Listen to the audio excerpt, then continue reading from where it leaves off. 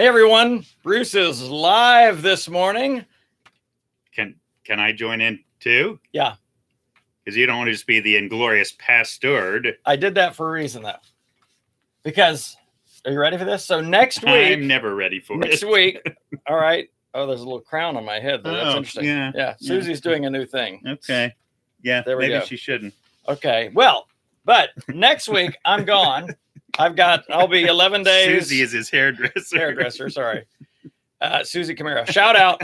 Been doing my hair for 25 years or more. Yeah. Go Susie. Go Susie. I'll be out next week because I'll be in the Sierras for 11 days, taking two groups of 15 people each on 2 4-day trips back to back. So that's going to be fun. The Sierras. And these are places. This now, is are these stretches you've already done before? Oh, yeah. Okay. I don't take anyone on trail I haven't done. That's just a problem. Well, I know you scout out. I know you scout. But so these are ones you've taken groups on. Okay. So, yeah, I took a group in June on this trip. And then I did 2 of these trips last year, this particular route that we're doing. But here was my great idea. We could next week have the Inglorious Pastor and the Inglorious Pastored, Roger. I think it's time that we bring in brother number 3. Actually, brother number 2, because I'm brother number 3. Because I realize we're pastords, which means retired pastor, retired pastored. Whereas David is an active pastor, making him the Inglorious Pastor. So next week, if you bring David on, you could have the Inglorious Pastor and maybe Glorious Pastor, and because he's active. The Glorious Pastor, yes, you like that? It sounds very complicated, and Dave may not be entirely comfortable with anything with pastards in it. That's true. It's just a little close to another word. But you remember our mom's reaction to that. She loved it. She thought that was the best name ever. But yes. I found even in conservative circles, people are going, "Oh, I love the name." So I think even conservative is getting edgy. Conservative is getting stretched in this season of our life. But yeah, the pastor just means retired pastor. We just felt like it'd be too long to say a retired pastor. It's easier to say pastored. So we've invented a word. Yeah.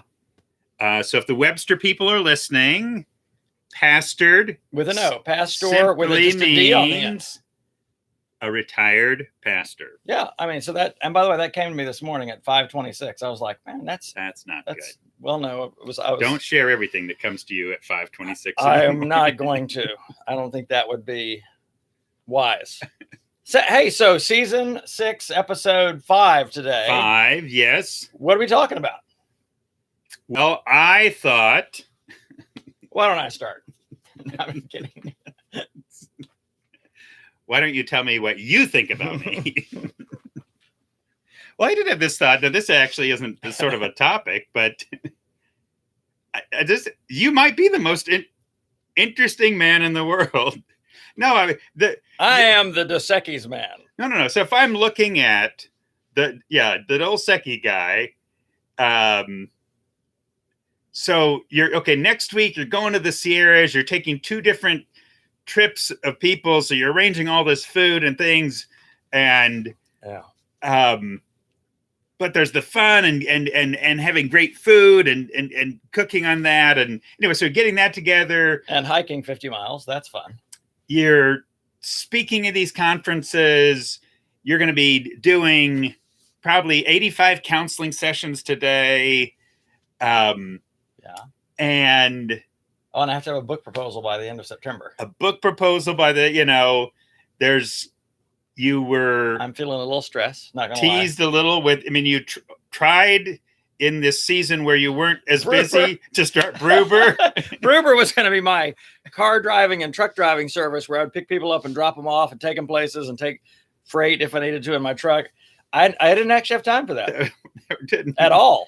But everything on you. They had the nice labels on your vehicles. Bruber. I already had Bruber. I had it lined up. No, see, Bruber's fascinating. It's just so. It's funny. Yeah, I think you're in the running for the most interesting man in the world. I think I'm glad to be part of the Pastords with you. Thank you.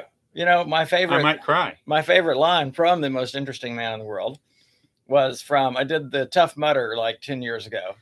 And so it's like, yeah, the race of course that you do. did. This is my illustration. where you- Yes. So you run like 13 miles and do 25 military style obstacles, including electrocution. Right. Jumping into a container of freezing water and swimming under a 2x4 and all that kind of stuff. But they had the Dos Equis man on a big banner out front that said, if you have to sign a waiver first, it's probably worth doing. I'm like, I love that, because I thought about, when I jumped out of an airplane, There's a kid. solo, I had to sign a waiver. So I'm like, yeah. And if you go with Born to Be Wild on a trip, you have to sign a waiver, which means it's probably worth doing.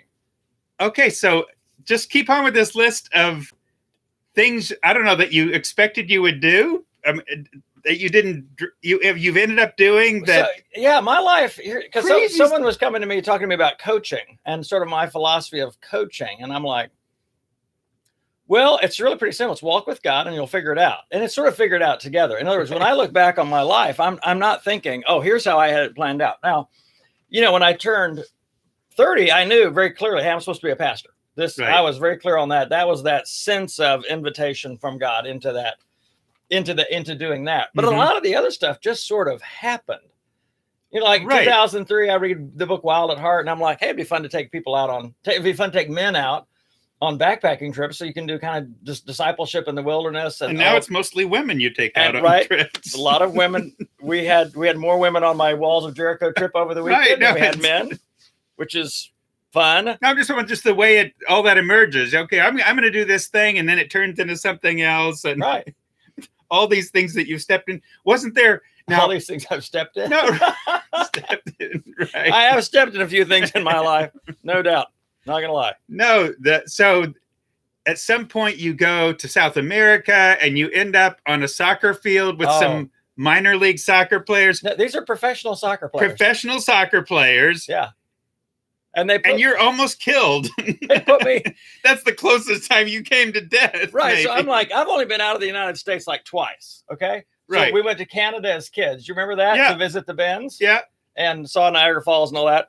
And then I went to Medellin, Colombia, which it's so funny. The night before I went on this trip, it was kind of a preaching trip. I was teaching 10 times in 5 days in all these different settings. And this trip just emerged. Someone just came to you. At that time, I was a missions pastor and a teaching pastor at Cove Church. So they invited me down to do that. But I remember I didn't do any. They being some people who don't even know you. Right, exactly. This is what I'm talking about. So they invite me down there, and they're handling all the tickets and the arrangements. So I'm not planning anything. So the night before, this is in 2009, the night before, I look up Medellin, Colombia. And the first Google search says most dangerous city in the world. I'm like, what the heck? What have I gotten into? I should have done my homework. Right. I start reading and I'm like, holy cow, Americans are getting like kidnapped and held for hot. And I'm like, my family has no money. I'm going to be dead for sure. I mean, you can't. Bruce just glibly said, yeah, let's go to Medellin. Yeah. So, and I learned on that trip, Roger, this is where our listeners need to know this. 2 things I learned that are really important on that trip. Number 1, if you're in South America, any part of South America, and soccer players ask you to play soccer with them, just say no. In fact, give it a hard no. Right. That would, because they're like, you play, immediately leave the vicinity. Like, you play soccer, and I'm like, well, yeah, I was the captain of my team in high school. We won the national championship of Christian schools. Do I play soccer? Well, yeah, I play soccer. Heck, you boys want to rustle up a little game here? So we call it football. Yeah, we were kicking the ball around, and I realized, okay, I am so far out of my league. And they picked it up. They picked up on it pretty quick either. Like the only move I knew was give and go. And apparently there's like 28 iterations of that in South America. I only knew the one, the simple triangle, So Bruce's hard shot, they just saw as a simple lob pass. It was a very light pass. So they figured out he's not going to be that good. We'll put him in the goal box. So they put me in the goal box. You're going to love this. They put me in the goal box, and they said, hey, let's warm you up. And I'm like, okay. So they're going to kick the ball, and they're like a long way away. They're like 40 yards out. Right. And I'm thinking, that's safe. Right. Well, that's what you're saying. That's not a place I would normally take a shot from. Oh, yeah, no, I'm going to be 10 feet out. I'll have time to react. Right. I'll have plenty of time to react. So the first guy kicks the ball from 40 yards out. It's coming at my face at 200 miles an hour, and it's turning. And I don't even no, all I do is cover my face, and it fractures my radius and ulna. And True story. And I continue to play for the rest of the day with fractured wrist. I mean, it was the most awful. So if you're ever asked to play soccer in South America, unless you're a professional, say absolutely not. Right. Number two. No comprendo. Right. Then this feeds into it. Number two, if you don't know all of Spanish, don't say a single word in Spanish, because if you say a single word in Spanish, Hola. people assume that you know everything. So I remember this one time I was always with an interpreter, but Right. one time on a Sunday morning after I preached, this interpreter left for a minute. I don't know if he's using the bathroom or whatever else. So lady's coming up and talked to me, and she spoke in just a little bit of broken English, asking, and I was like, "See," because I wanted to. Well, then she assumed that I knew all of Spanish, and she just comes, and I'm like, no comprendo. English only. I am. Couple of things. So that was, but the truth is, I have lived an interesting life. No, it's by the grace of God. No, it's fascinating. And how many things have come without planning? Now, I know a lot of things happen for us that way. I mean, some of the most intriguing things do happen. Okay, that's not a planned thing. That wasn't on. No, I didn't plan. I'm going to plan a trip to Medellin, or I never planned to be an outdoor guide. Right. I never planned to write a book. Never saw that on my. I knew mom and dad had done some of that. Of course, grandfather did a ton of writing, Right. but I never really saw that as something. I did see myself speaking. I remember I've talked to you even as a kid. I could see myself speaking. That was something I always enjoyed. But a lot of the other stuff that just came along was the grace of God, and it was opportunities. And here's another thing I realized. This is probably good for our listeners to hear. And there's an upside to this and there's a downside to this. But I realized I was not afraid to fail at things. Yeah. So I would be good. considered by some a risk taker, or I'm not a risk averse person. Right. Or foolish. I will take calculated risks. Right. I've learned on never go on a 50-50. The odds are not in your favor. Okay. I mean, like 51's not even enough.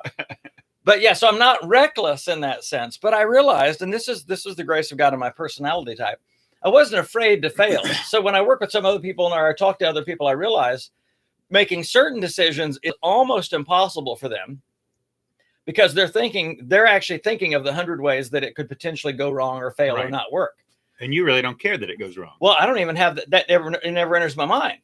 Okay. It's not like I'm like, here's the 3 ways it could go wrong, but that probably won't happen. Nope.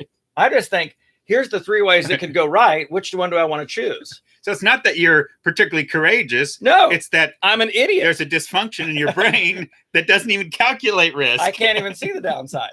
And I think, and because Marlene and I talked about this on her birthday. Happy birthday, hon. That was last week, but still. Happy birthday, Marlene. A week later. But I realized. Happy birthday, Marie. Happy birthday, Marie. And all of our listeners that have had birthdays in the last year, happy birthday. Well said, Roger. That was kind of an all-encompassing statement right there. I think I might cry again. All that to say, here's what I've learned about failure. Failure will teach you certain things that success never will. Which is why I'm fairly smart. No, you're brilliant, really. I've screwed up at so many things at different times. I'm like, I have a whole checklist of, don't do that. Don't do that. Don't do it this way. Right. But isn't that funny? No. The fact that, yes, I'm thinking about why not afraid to fail, just not concerned that you'll look bad, or like you said, really, it's just you're not even. Well, I guess if you're saying that actually there's so much good that can happen out of failure, who cares if you fail? Well, and I realize I don't process the implications of failure the way most people do. Most people personalize it like, if I fail at this, I'm a fill in the blank person, bad person, or not smart person, or you know what I'm saying? I just don't process it that way. Well, but now I'm thinking, as you're saying that, and that this is so good, is what's so healthy is just like last week. We talked about ignorance as a bad word. One thing now, we're thinking of failure as a bad word. Right. But And by the way, ignorance is not a bad word. It isn't. Unless it's chosen. No, that's what I said. Right. Of course, we're ignorant about all kinds of things, but it dawns on me as we're talking now, well, we're going to fail. We're human. In other words, we're going to do something that's beyond us. We're going to... And I think some of it is, and I understand this because I feel this. We want to do something really good. Right. You know, I remember when and it was in relation to you because you were always so good at basketball. And I remember watching Roger and our cousins play basketball. This was on Chalford Road. Okay.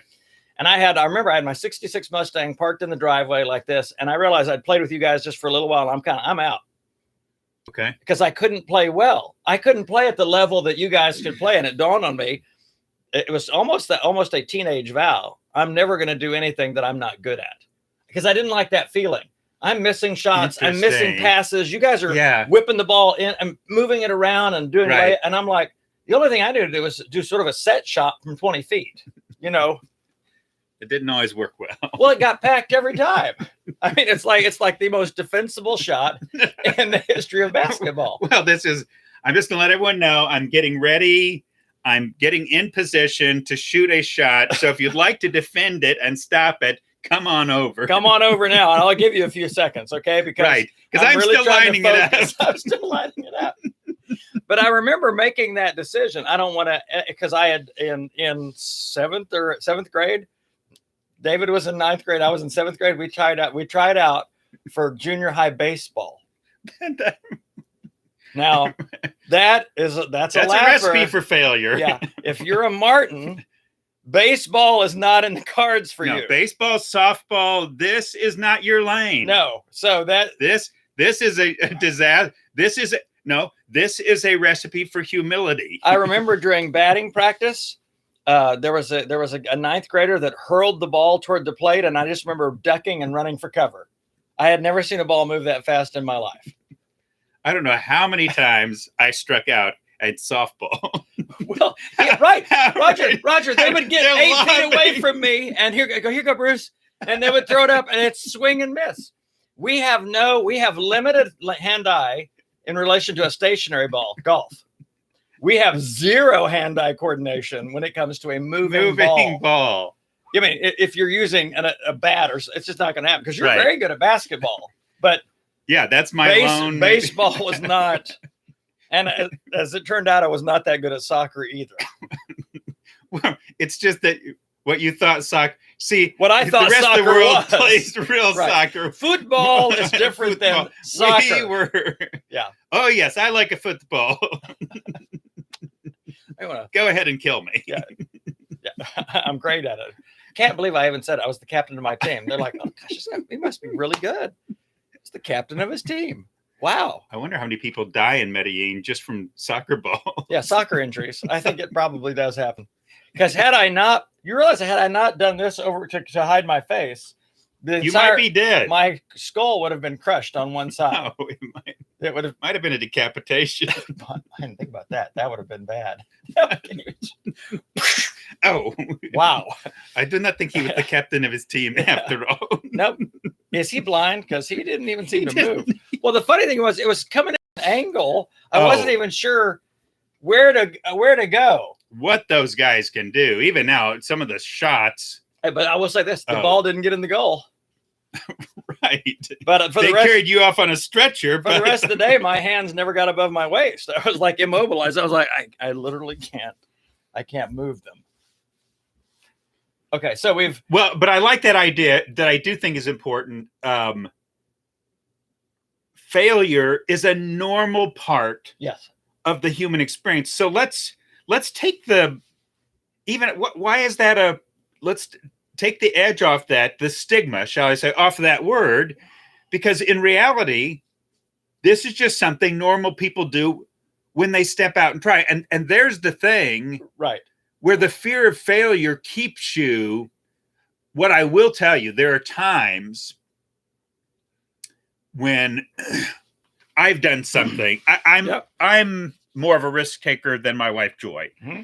But she would tell you that has been a gift. There have been any number of things that I've said, hey, I think we should do this, that have really, really scared her, that she looked back and say, I'm so glad we did that. Yeah. There's a moment where We yeah. moved to New England from South Carolina. We're going to start a church. Don't have a job. Whatever. That's like moving to South America. I mean, in terms of cultural, no, it's a right? huge cultural shift. But then we look back and say, the things we gained make the risk taking worth it. And here's the thing: even with that, we failed at stuff. Oh yeah. No, we tried things out. We're going to start a church. I remember, we're going to do this neighborhood event. We're going to do this neighborhood and invite everyone to it. And we did, and nobody came. Okay. But let's just, if we take back and say, let's take away the word fail. We learn, what does it? Someone say, we learned a way not to do it. We learned a way not to do it. Well, and think about it. When I think, and I do a whole talk on failure where I finished with that great Teddy Roosevelt. Oh, quote, yes. The man in the arena. The man in the, yes. He said, it's not the critic who counts, the one who points out where the strong man stumbles or the doer of good deeds could have done them better. Right. It's the man who's in the arena, whose face is marred with blood and sweat and toil and all of that, so that he will never be with those cold and timid souls that neither know the joy of success or the heartbreak of failure. It's this thing of he recognized he said there is no achievement without failing. Right. And I realized the only way to fail at failing is not trying. You failed. In other words, you didn't even give yourself a chance to fail. How many of us miss opportunities, maybe even God-given opportunities, because we do a failure analysis in our mind. Right. And the percentages, Roger, I wonder, like I said, I won't go on a 50-50 typically. That's not true on everything, but typically not. Unless God, unless God calls you, invites you into it. Because I've seen you at different points. Where you felt it was a 1090. Yeah, it was. Well, it's funny. We had a few friends when we moved to New England who felt like it was a 1090. Yeah. And 10% chance of success. Looking back, I'm not sure they were wrong. I'm not sure their percentage, their analysis. God graciously did some things. This is so good. This ties it was into a 1090. It was a 10%, maybe less chance of succeeding. But this is what so I was reading Matthew 17 this morning, Jesus, where he talks about the disciples were like, they had seen the transfiguration. They're coming off the mountain. The other disciples are below and they can't heal this kid that's got a demonic spirit that's causing epilepsy and other kinds of things or symptoms of that. And so they're like, Jesus, and of course, Jesus cast the demon out and the kid's fine. And so the disciples come to Jesus privately and they say, hey, why couldn't we do that? I thought you said, we were going to be able to do anything that you did and all that. And he said, because you have so little faith. And it's like, if you have a mustard seed of faith, you'll be able to tell a mountain to move from here to here. And I realized that's the 1090 difference. In other words, God can take a 10% chance of success and make it 100%. But it is because you and I both have at different times in our life taken steps because we believed it was an invitation from God. Right. Yeah. The percentages of succeeding didn't look really good. Right. But that's the God factor, isn't it? Even how we finished the podcast last week, if you take the miracles out of Scripture, you take God out of Scripture. Because I read in Matthew 17, I just read another story that I'm like, that's just a bizarre story. The temple tax. There's plenty of them. Yeah. Peter's like, people are asking him, do you and your rabbi pay the temple tax? He's like, yes, we do. And then he goes to Jesus. Kind of looking a side-eye to Jesus. It says Jesus, he came back into the house. And he said, Jesus spoke first. I love that Matthew points that out. Jesus spoke first. Like he was already onto it. Hey, so who should pay the temple tax? The kids or the servants? And he's like, well, I guess the kids are exempt, the servants. And Jesus says, so the kids really are exempt. In other words, the idea of a temple tax didn't seem to make a lot of sense to Jesus. But he said, in essence, since you've already committed us, this is where the story gets weird. I want you to go and drop a single line, not a net, but just drop a single line out in the pond over there. First fish you catch, there's going to be a 4 drachma coin. Pay your tax and mine. And sure enough, he did that. And I'm like, you know what my takeaway was from that story? Why do I worry about anything? Taxes or anything else?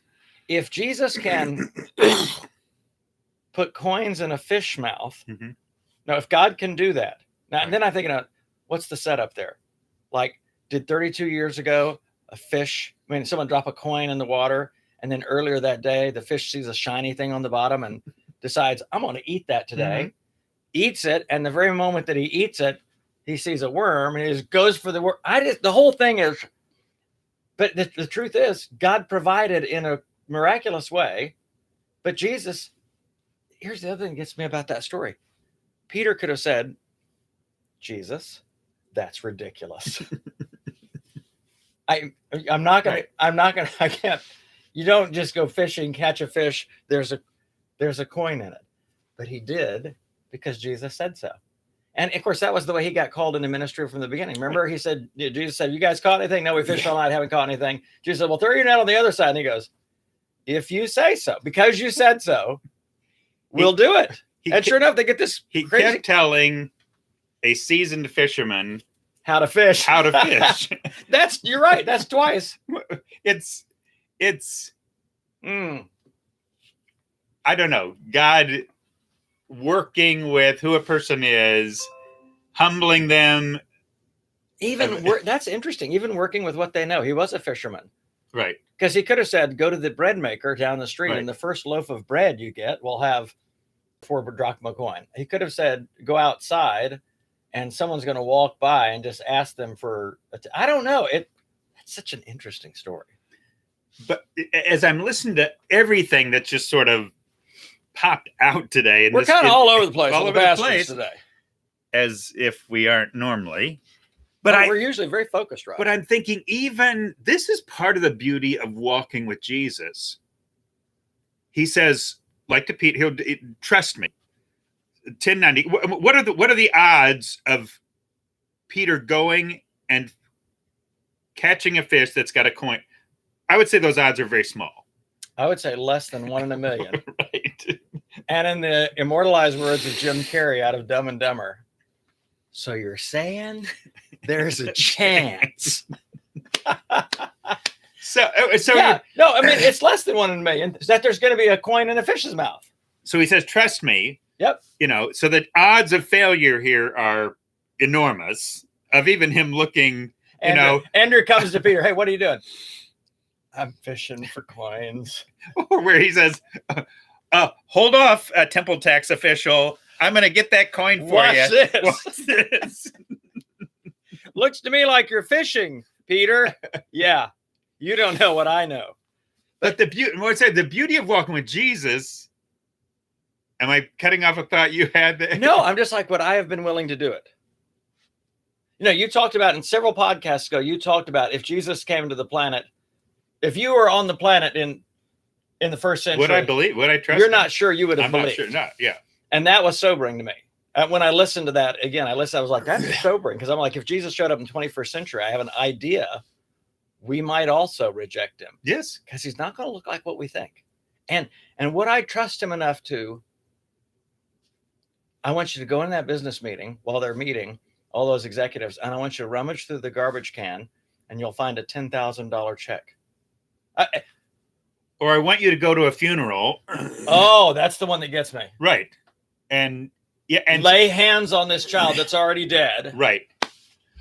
In other words, what are the things that would I be willing to trust? And even where he puts at that time in his wisdom, he's putting on the line, your reputation, how you look, which I can be tuned into at times, and so on.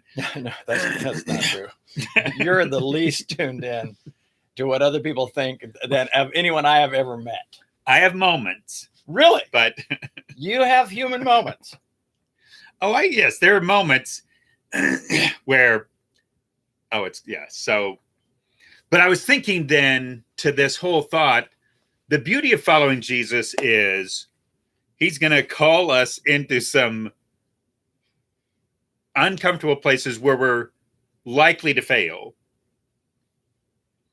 And here's the thing now say that again, because I don't want the listeners to miss that, where you're likely to fail. Odds are you're going to fail. Right. But the beauty is whether you do or not, he's still going to work through it. This is where, and this is getting part of the thing, even get back to your not being afraid to fail. part of it related to God still works through failure. And if it's the humbling, because one of the reasons we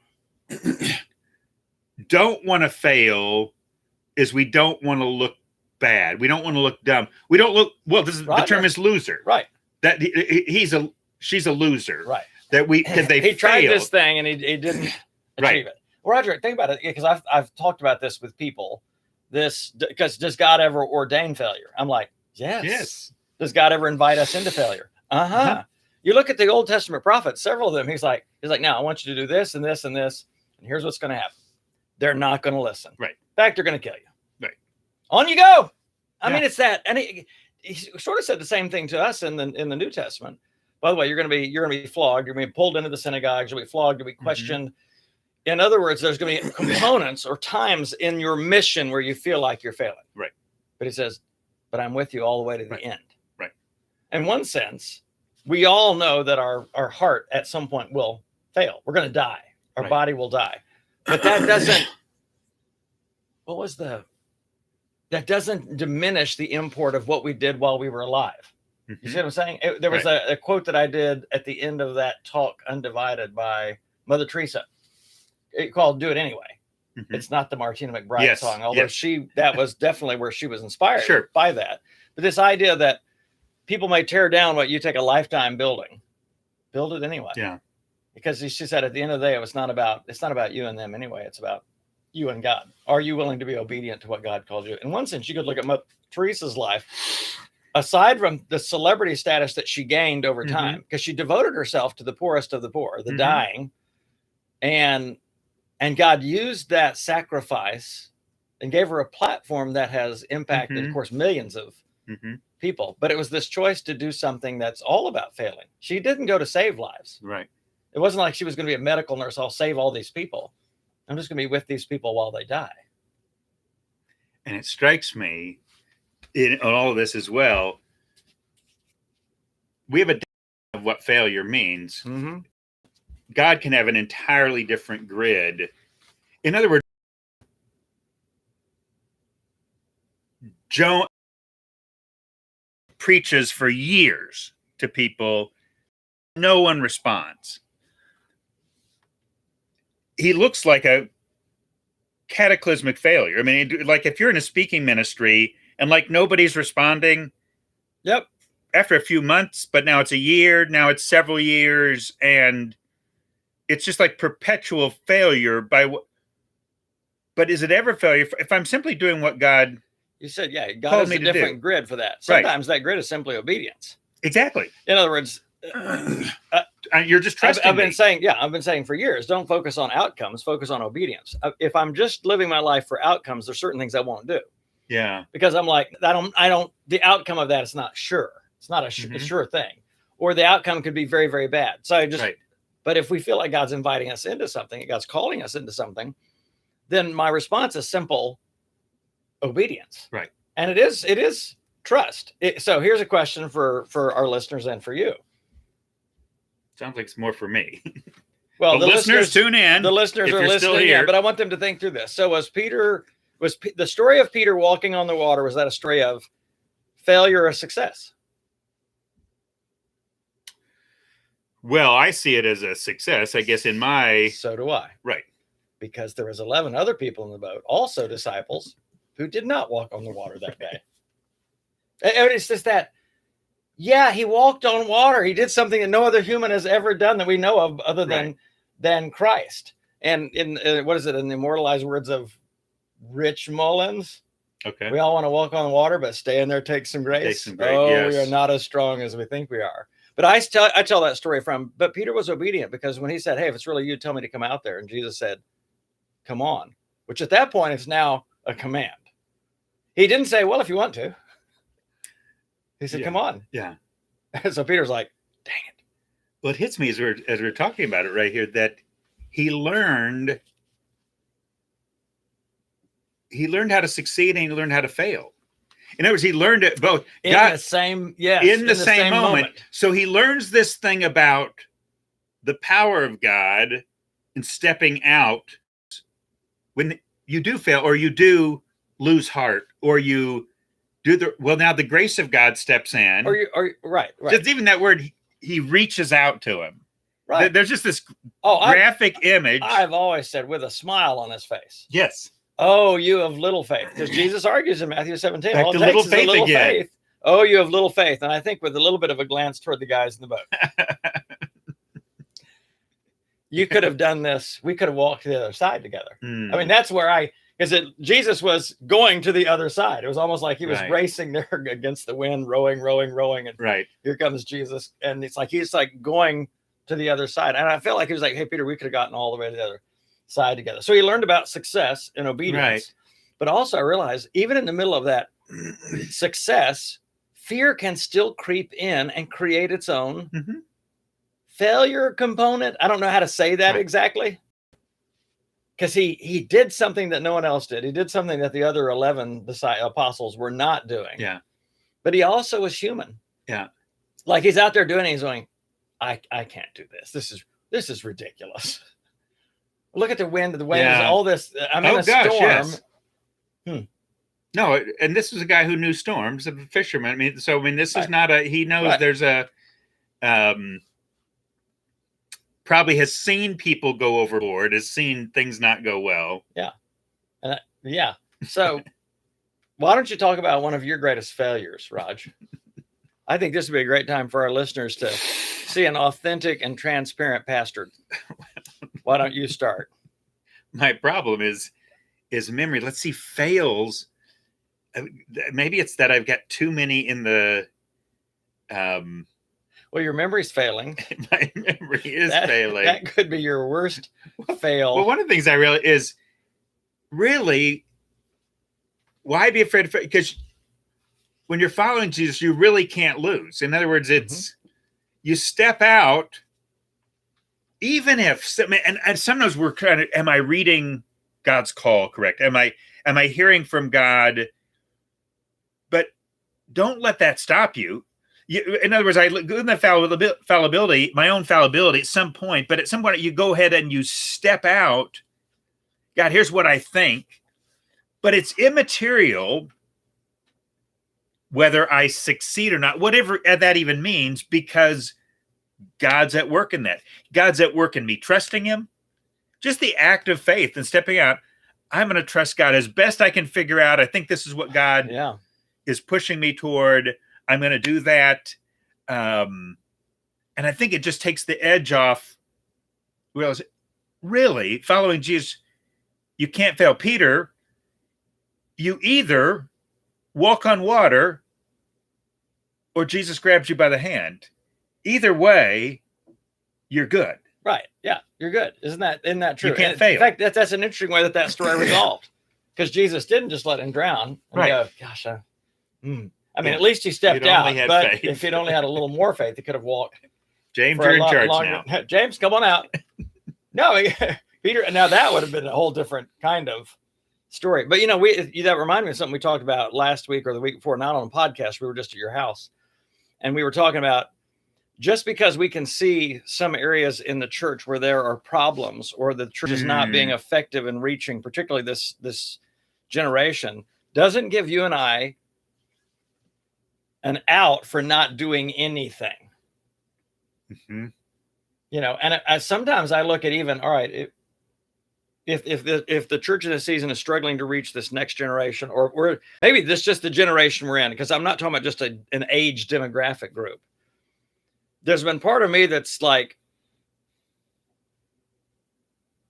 I'm kind of stepped out of church world. We're retired pastors now, but I'm not sure that because we're retired pastors, that gives us a pass to do nothing. It's that whole thing of if we're uncertain about what the church should be doing in this season, or exactly the best way to do it, or how to engage culture, do something. Right. The easiest thing in the world is to talk about. It's not the critic who counts. Yeah, it's what's wrong. I think Dad would tell the story. I don't know if it was someone who came up to maybe R.A. Torrey, came up to some speaker, or maybe D.L. Moody, and he said, "I really don't like your approach with evangelism. I don't like the style that you take." And he said, well, what's your approach? He said, well, I don't have one. And I think it was Moody said, I like my approach better than yours. I'd never heard that story. Yeah. It's that. Isn't that interesting? But I think it's I like my approach better than yours. Right. What's your approach? Well, I don't really have one. Yeah. I'll stick with mine then. Right. But there's the not trying to get it perfect. It's easy to talk about what's wrong. Mm-hmm. So it's easy for the guy to come up and say, that's a flawed evangelism approach. And by the way, there's never been a perfect one. Nope. There's never been a perfect church. It's easy to look and say, that's a flaw. I don't like big box church. Or I have some concerns about a church that just sort of seems to be event driven. And I do have some concerns, but that church is partly right and partly wrong. There's parts of the heart of God. There's just no perfect way. But if I have a concern about that, that's the comedy of, I have a concern about an imperfect church, which they all are. And I'm using that as an excuse then to check out of. Yeah. And what part of that ends up being, I don't know, risk aversion, work aversion, or looking out for myself, or I'm really, we don't have the luxury when it comes to the church of, I just get to decide, I'm the critic. I don't like their approach. And we talked about this honestly at our age, being retired pastors doesn't mean at any level we've retired from the kingdom of heaven. Right. Or that we've retired from the way of Christ. And so it is that we want to be doing something. But how long do you wait? In other words, I think for me, this is just an honest wrestle. Even now, you got to start somewhere. You got to step out. I don't, because I think I've been in a season. No, I know I've been in a season of church evaluation. Where to go from You're there. On the edge of the boat, looking out there and evaluating Peter. Look, so we were both pastors at a point. So we've been in that position. Now we're not. And I'd like to think we weren't just pastors because we were in charge or we had a position of authority, whatever.